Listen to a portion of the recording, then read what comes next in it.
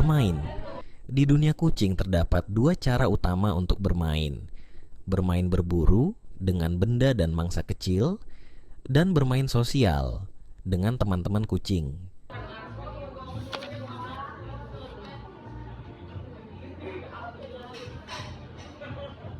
Bermain berburu disebut juga permainan predator, permainan mangsa, dan permainan objek.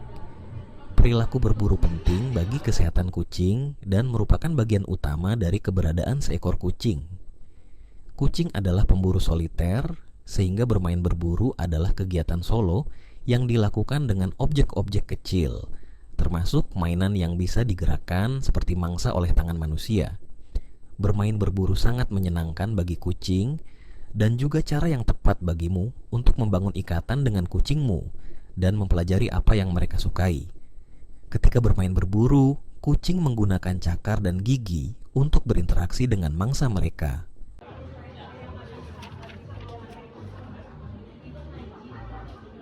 Ketika seekor kucing beranjak dewasa, ia akan lebih sedikit menghabiskan waktunya dengan bermain, menggigit dan mencakar, dan lebih menikmati aktivitas mengintai dan menyergap.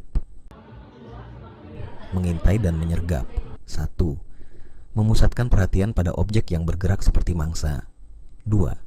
Bersiap-siap menerkam, menggigit dan mencakar. 1. Meraup dan melempar. 2. Menepis, menyambar dan memegang. 3. Menendang dengan kaki belakang. 4. Menggigit dengan niat membunuh.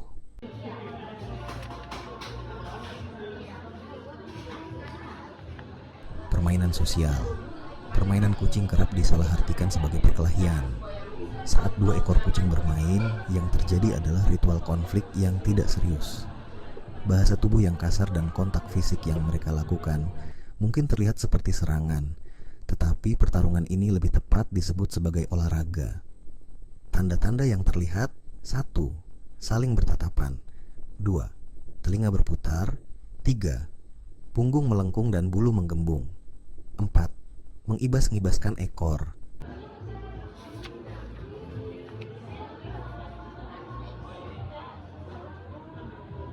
Bagaimana kita memastikan apakah permainan ini menyenangkan? 1. Kebanyakan tanpa suara. Tidak ada desisan, geraman, atau pekikan. 2. Menepis atau memukul dengan cakar tetap di dalam tidak ada yang kesakitan atau cedera. 3. Tidak ada gigitan, tidak ada yang kesakitan atau cedera. Keempat, kedua kucing bergiliran menduduki posisi atas dan bawah. 5. Banyak jeda singkat. Lihat juga jeda permainan di halaman 148. 6.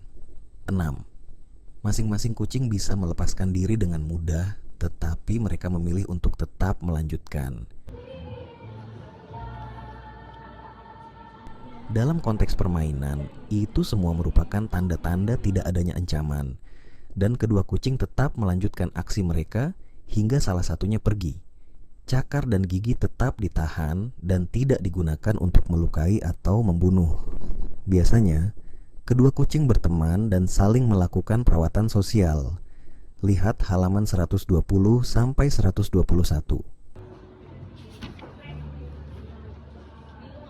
Jeda permainan. Perhatian kucing mudah teralihkan dan jeda yang kerap terjadi selama permainan menunjukkan kepadamu bahwa tidak ada yang benar-benar merasa terancam oleh teman bermain mereka. Tanda-tanda yang terlihat: 1. Tiba-tiba mengalihkan pandangan ke tempat lain. 2. Tiba-tiba menjilati atau menggaruk-garuk badannya sendiri. 3. Tiba-tiba menoleh atau mengangguk-angguk. 4. Terdiam sejenak, mata lembut dan berkedip-kedip. Apa yang mungkin sedang dirasakan atau dilakukan oleh kucingmu? 1. Harus bagaimanakah posisiku agar aku bisa memenangi pertarungan ini? 2. Perhatiannya teralihkan oleh hal lain. 3. Memerlukan jeda singkat. 4. Menilai kembali situasi, memperhitungkan langkah selanjutnya.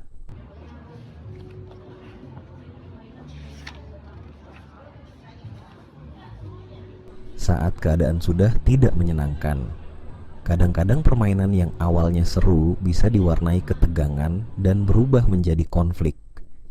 permainan menjadi tidak menyenangkan saat salah satu kucing berada di mode bermain berburu, sementara kucing lainnya menjadi pihak yang diburu.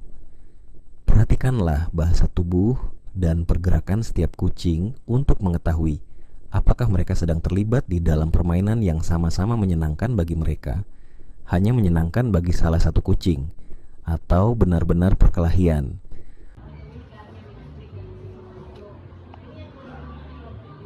Bagaimana kita mengetahui apakah permainan itu sesungguhnya perkelahian dan tidak sama-sama menyenangkan? Tanda-tanda yang terlihat dan terdengar. 1. Terdengar desisan, geraman, atau lengkingan. 2. Interaksi intens tanpa jeda, berlama-lama saling bertukar tatapan, tanda-tanda stres. 3.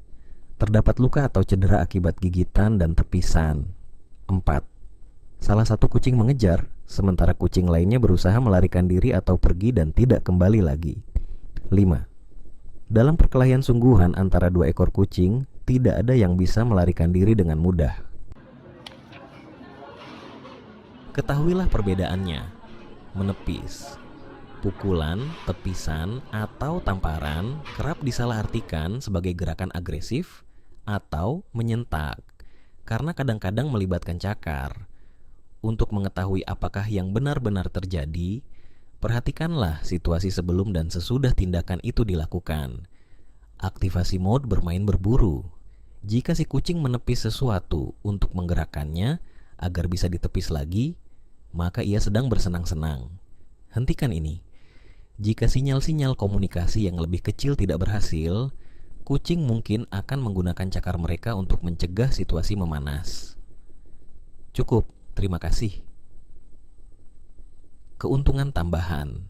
Jika seekor kucing penasaran terhadap sesuatu, ia mungkin akan menyelidikinya menggunakan cakarnya. Kadang-kadang ia bisa mendapatkan keuntungan besar dari tindakannya itu, misalnya perhatian lebih dari manusianya